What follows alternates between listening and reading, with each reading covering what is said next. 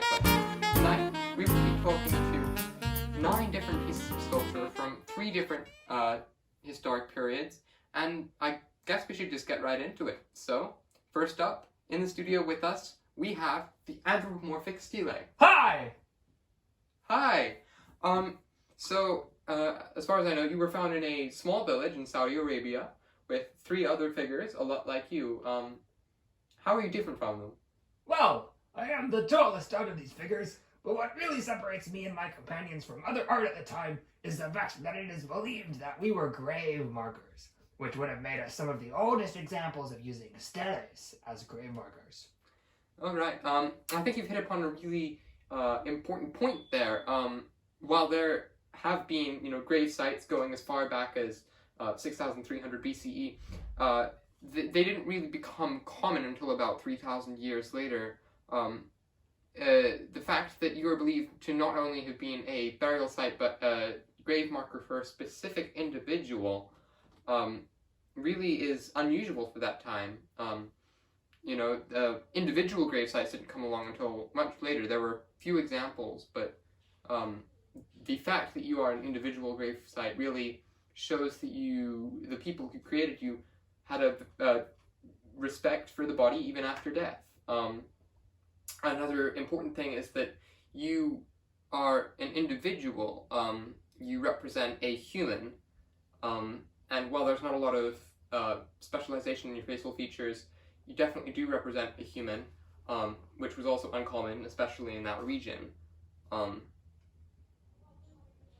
And also, just the fact that you are a stele, a grave marker, a representational stele. We still use steles today to mark our graves, although we call them... Gravestones. Yeah, gravestones. Do we know anything about the specific person who you commemorated? Well, they would have been a person with influence, in order to merit this kind of grave marker, and this can be also seen in the composition. You can't make out the face, as that was a very stylized representation. But we can see that I am wearing a sash, which could have been represented as status symbol, or could have just been standard clothing. The real tip-off is the double-bladed dagger at my waist, as I am from the Bronze Age. Because of this, a dagger like this would have certainly been ceremonial and important, so it can be ascertained that I definitely commemorated an important figure. Alright, that's incredibly fascinating. I've had so much fun meeting with you. Unfortunately, that's all the time we have for tonight, so it's time to say goodbye. I really enjoyed talking to you. Bye. Alright, that was great. Up next, we have an amazing piece of Mexican sculpture. It's the Tlatilco female figure. Hi. Alright, so you are a figurine from a burial in Tlatilco. You date back to 1,200 BCE. Tell me a bit about you. Sure. So we are a clay figurine with one body, one head, but 2 faces. These faces overlap on the eye, so we have 3 eyes. We also have figures typically associated with fertility figures from many different cultures. These are enlarged hips and breasts and minimized arms and legs. However, these features are also present in a lot of the other Tlatilco figures, even those likely not related to fertility. Yeah, all of the Tlatilco figures are really interesting. The main thing I noticed was a lot of them, a surprising amount of them, had 2 heads, or bifurcated faces like you do. Why do you think that was? Many believe that this is an example of the interests of the people who made these. It's believed that they were expressing an idea of duality. Alright, this has been great, but that's apparently all the time we have. So I guess it's time to say goodbye. Bye. Alright. Up next, it's our final guest from prehistory. It's Jade Kong. Hi. Okay, so you're Jade, and you date back to the year 2500 BCE. Why are you important? Well, jade is extremely difficult to cut. They would have had to painstakingly grind down the surfaces with an abrasive like sand, and it would have taken months. At the burial where I was found, there were many Kong, so it's clear that they were important and symbolic. Okay, let's theorize. You're hollow, and you have gradations on the side. That, to me, suggests some sort of container. And yet jade's so expensive and difficult to shape, it wouldn't have been an everyday container. Perhaps your ceremonial, a representational version of an everyday item like a pot or a bowl that's been specifically created out of jade for a ceremonial purpose. You have faces on the sides that could possibly represent a container for the soul, or alternatively, the circular shape in Chinese Chinese tradition represents the sky. So you could just be an object for worshipping the sky, or even a denomination of money, similar to the rhinestones of the Micronesian islands. Oh no, I'm a fleshlight. I'm fairly abstract compared to other art from the time, which shows Animals, like the Great Hall of the Bulls, and the Ambum Stone, or humans, like Running Horned Woman or Anthropomorphic Skeleton. I'm closer to the terracotta fragment from Lapita. Yeah, like me, it has faces and designs, but that differs in that it is made from terracotta instead of clay, as well as being part of a pot that has actual purpose. That's my favorite theory. You represent a lot of work and time and effort, despite not having any immediate value. So I think my favorite interpretation is that you're just a status symbol. Well, if that was true, I'd be a very early example of that. But it makes sense, right? People would want to take something like that with them. And it also explains other examples of jade clone, which are stacked up. The more stacks you have, the more powerful you are. That's fascinating. I really wish I could talk some more, but I'm afraid that's all the time we have. So bye. Goodbye. Alright, those were some great pieces of prehistoric art. Up next, we have some amazing art from the ancient Mediterranean, just the Mediterranean. First, let's welcome Menkare and Queen. Hi. Hi. Alright, it's so nice to have a couple on the show.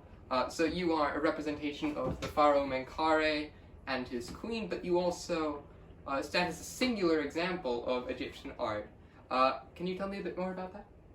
Sure, so shh. We are depicted together, my arm around his waist, but we are unusual in the fact that I am almost as tall as him. We are also less idealized than other art, although, of course, we are still a lot more idealized than art from, say, the Armada period.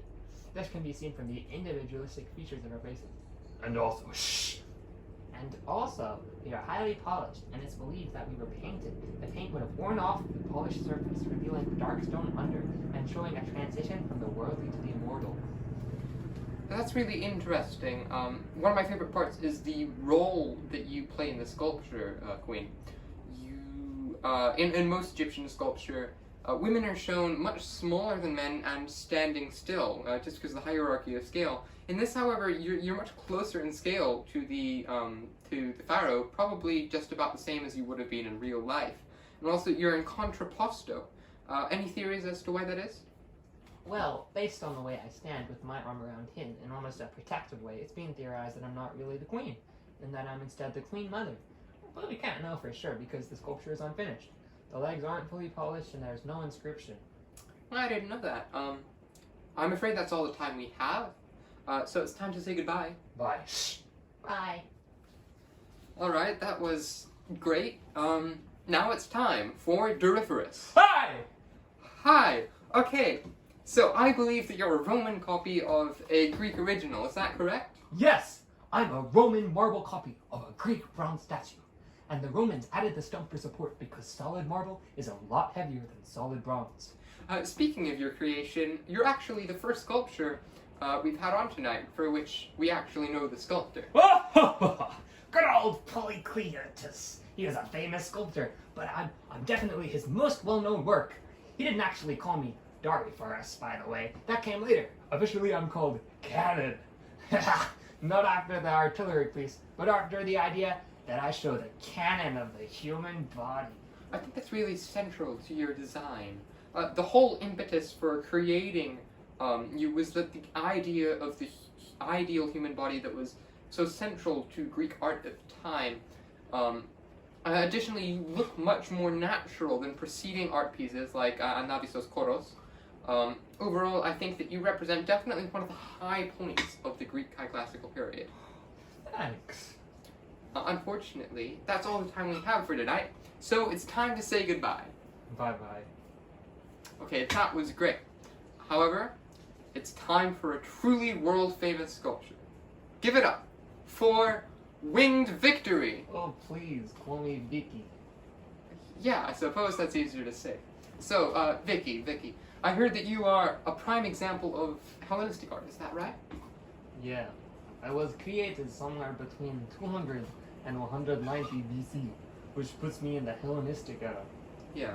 So, one way that you can tell that Vicky is from the Hellenistic era is the movement inherent in her composition. She's landing on her pedestal, having flown forwards, and yet the wind is pushing back on her. It creates a sense of action and motion, and it creates a sense of a larger space, which contrasts with the classical era. While sculpture from that time still looked natural, it was typically shown as stationary, standing still. Battle scenes and, scenes with a lot of motion were typically reserved for high relief and stuff like that, not freestanding sculpture. Well, yeah, I was a naval monument. I was depicted on a stone ship's prow, so I imply a larger sea. Of course, you seem to be missing a bit. Yeah, my arms and legs. Some information can be derived from who I represent and the shape of my body. I'm Nike, who was a messenger and a herald of victory.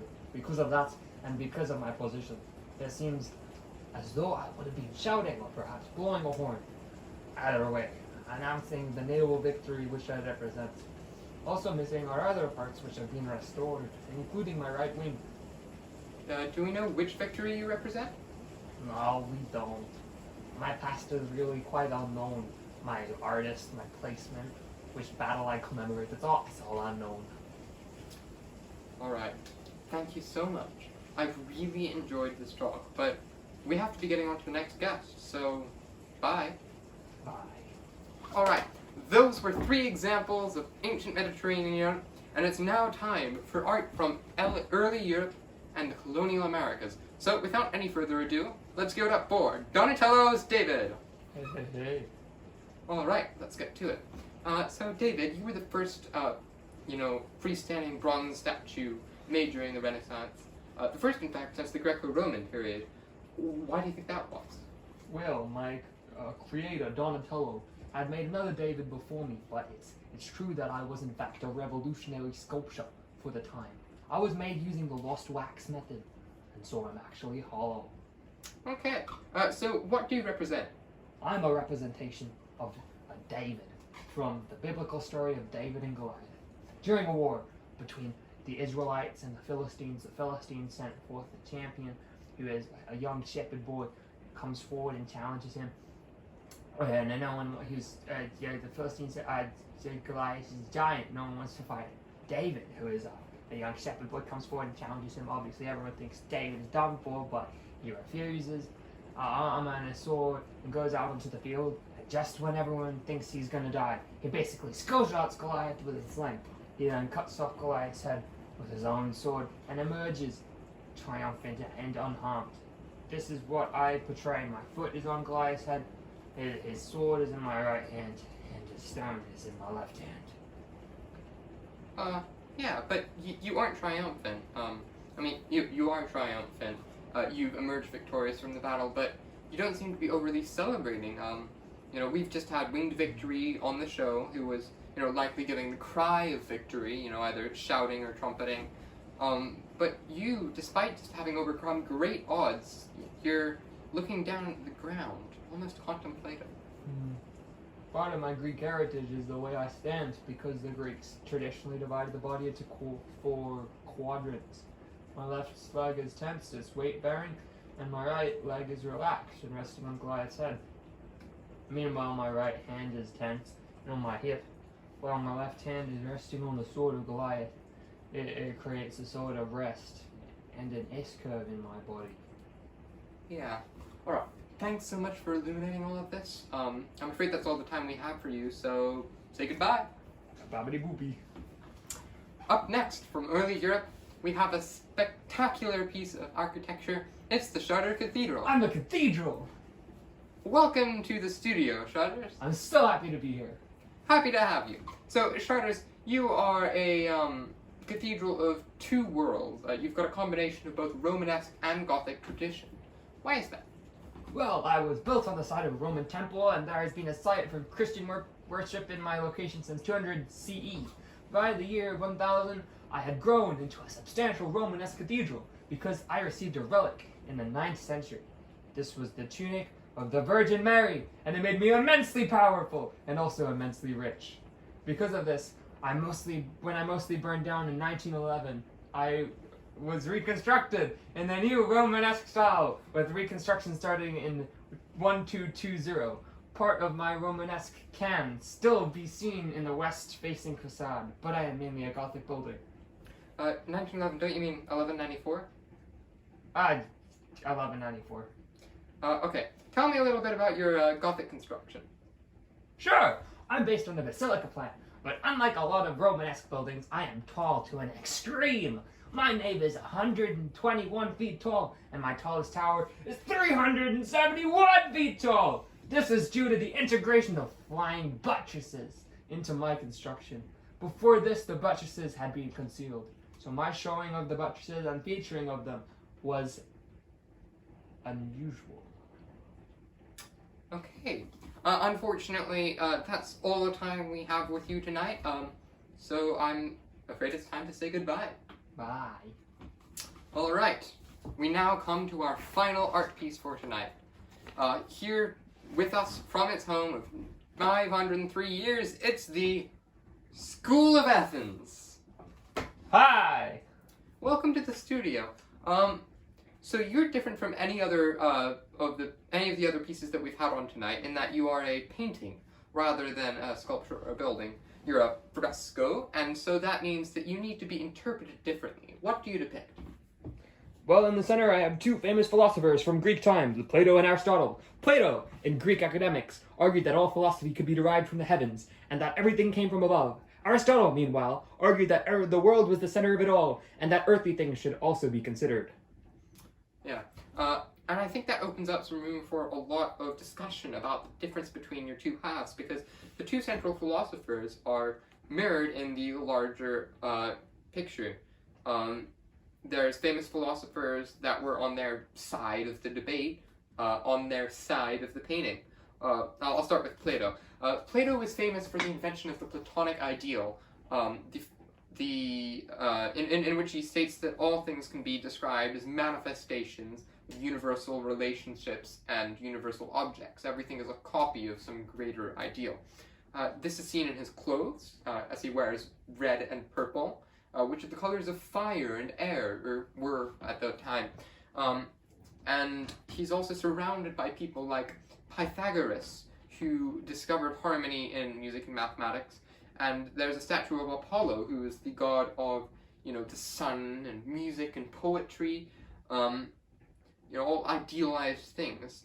But contrastingly, Aristotle wears brown and blue. That represents earth and water.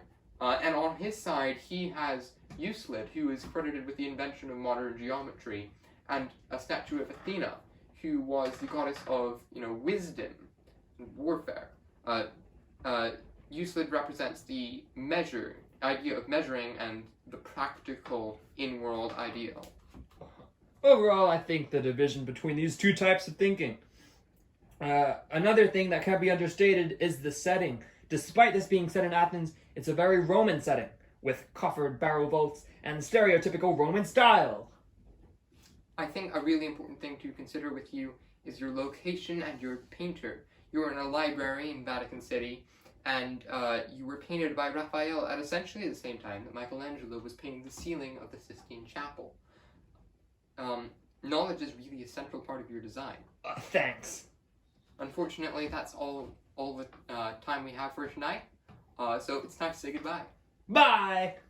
Alright, that was a great show. I really enjoyed having all of those pieces on with me. We've seen pieces from 3 different periods. We've seen so much tonight. I thank you for watching, and goodbye.